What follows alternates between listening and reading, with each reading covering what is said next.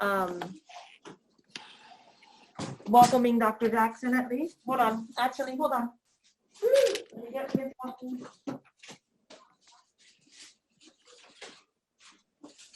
How was your day, Dr. Jackson? It was good. How was yours? It was good, thank you. Are you staying at home or are you back in the building? No, I am at home and I am visiting classrooms remotely. And it's amazing how busy you can be working at home on your computer and not in the building. So right? Certainly not as busy as Mr. Garber is, but no problem. She's excited to have you. She's very excited that you're excited, Isa. All right. So I am recording to the computer. So whenever you ladies want to welcome Dr. Jackson and start your interview, you are very much welcome to do so. I'm going to first remove myself from the video and I'm going to mute myself. Wait, Miss Sevilla, do you want me to say good morning or good afternoon? I liked it when we did the good morning with Mr. Garber because the video will air in the morning. Exactly. Oh, I think the good morning will work because that's when the kids are seeing it. All right. Yes.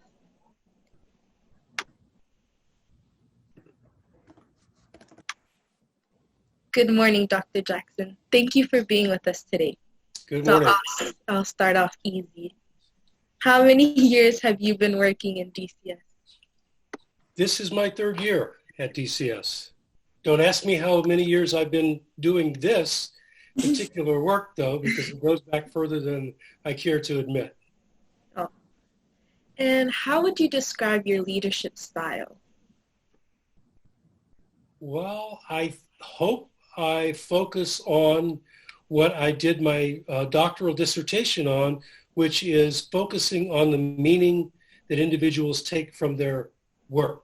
So that approach is called meaning-centered leadership, focusing on helping others find deep meaning in their work, because when we find deep meaning in our work, we find a sense of enjoyment and satisfaction from it. And research indicates that we tend to be healthier and more satisfied when we have meaningful work. Tell us a little bit about your life before working at DCS. Well, I lived in California and I was working in the San Francisco Bay Area, really close to Oakland, and a couple small towns next to Oakland where I lived in Alameda. That was my last assignment there. And then I worked in a district about 20 miles away, Dublin, and I worked as an administrator there at a comprehensive middle school. We had over 1,500 6th through 8th graders, so 45-acre campus. You can imagine about 6 or 7 DCSs, and that was our group. So that was a lot of fun, and but I've really enjoyed the difference in California every year. And it's gotten worse over the last several years. We have those fires. So all through the best weather of the year during August and September into October, when the weather's really nice, you can't be outdoors because of the smoke if you have asthma like I do. So that's where I've spent over 30 years working in this profession in California. I also know that you served in the military for some time. Do you think that your experience helps or makes you a better leader? Well, the experience definitely helps because I learned a couple of very important things in the Marine Corps. And so show up on time, be accountable, don't make excuses for yourself. If you make a mistake, own it. I learned how to tie a tie and make my bed first thing in the morning. And those things have all served me really well. Just really basic things about how to conduct yourself, I think, support all of us. So it was a really good investment of my time because I really didn't have much direction as a young man, and it really helped give me direction and point me in the right way. Awesome. What is your educational background? Well, I graduated from California State University, Stanislaus, which is a small town. It was in a small town in the Central Valley of California. And from there, I went on and got a couple of different credentials. I did master's level work in special education and taught that for almost 2 decades before I went to work with at-risk kids, and then on to get my doctorate in leadership and working as a school administrator. So that's kind of the whole, it's a lot of years, but that's it in a nutshell. That's amazing. And what motivates you to continue to work hard every single day? Well, real simple. My mission statement for many years and something I believe in is just improve society through education. And I think that's one way that we can improve our society is the more educated we are, the more open-minded we are, the more willing we are to listen to other people and not get into contrarian arguments like we see so often in the streets, in the press. We see it all over the place. I really believe that we improve society through education.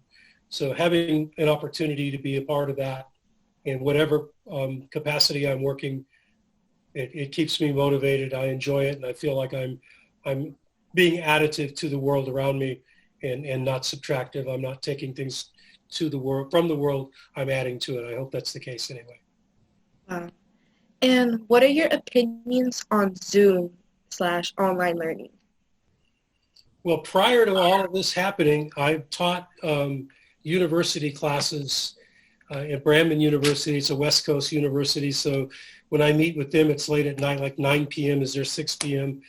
So I've been teaching evening classes, a couple classes a year. So I've had some experience with online learning, and I feel like it can be a really effective tool, but I think it takes time to learn to be comfortable as an instructor. It takes time to learn as a student.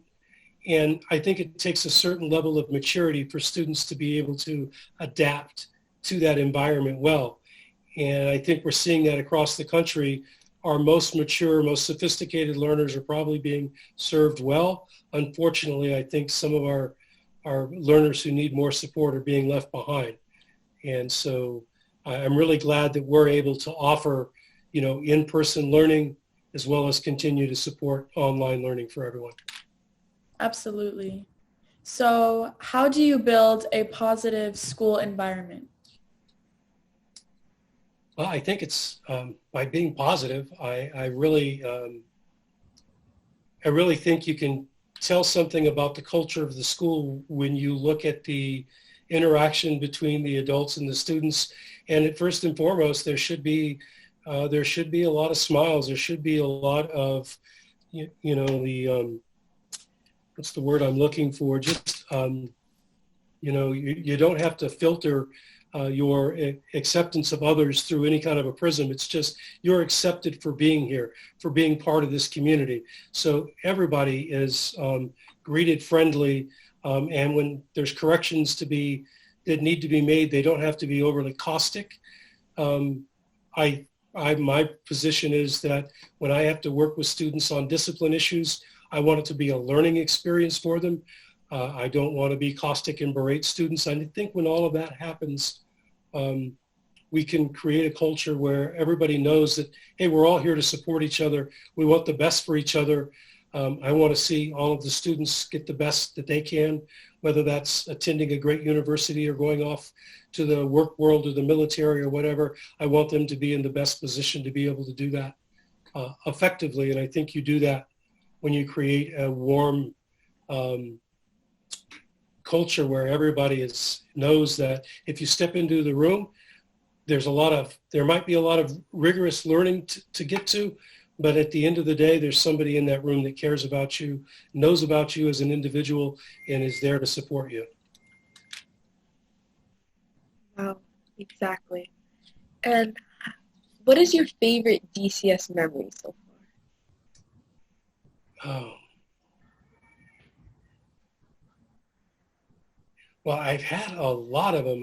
I've really enjoyed the energy, enthusiasm from such a small school that we generate when we get together, whether that is like presentations that you all have put on in the cafeteria when we've turned that into a presentation facility and put the stage up there. Just a massive amount of energy, or attending a sporting event, going to the basketball game and seeing the step team come out there, and senior night, everybody showing up, and really just really for a small community. I feel like at times like that, there's a lot of pride and school spirit, and I really see the joy and the love and connection between students.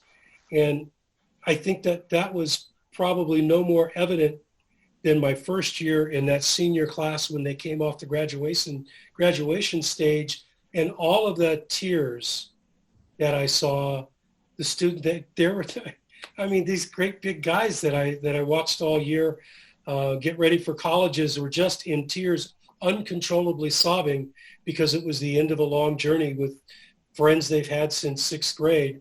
That's really special because, you know, most high schools that I've been at, I've worked at high schools with over 2,500 students. It's really easy to get lost, and then you have small cliques, and we might have an element of that. But at the end of the day, I think there's an uncommon bond when students spend this many years together and get to know each other and maybe a little more personal way than you do at a great big school. That's really nice. If you were able to go back in time and send your high school self a message, what would it be?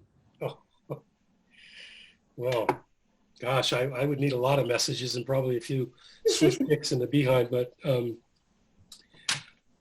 I think it would be to keep your eyes down the road, right? The journey is never over. You know, I got my bachelor's degree and my teaching credentials, and I taught for about 14 years, and I really loved teaching. I thought that's what I was going to do for the rest of my life, and I had the opportunity to get involved in some leadership, and that led me to go get my master's and my doctorate. So I think really just keeping your eyes down the road, and for all of you in high school, keep your eyes down the road. This is a moment in time. What's next? You know, what are you going to accomplish in your next educational endeavor in college? Just keep your eyes down the road, because that's going to end, and then what's next? Professionally, you're going to continue to hopefully be a lifelong learner, and just keeping your eyes down the road is, I think, is a really good thing to focus on, because the road's always changing. Wow. Well, thank you, Dr. Jackson. That's all we have for you today. All right. Thank you so much for your time. All right. Have a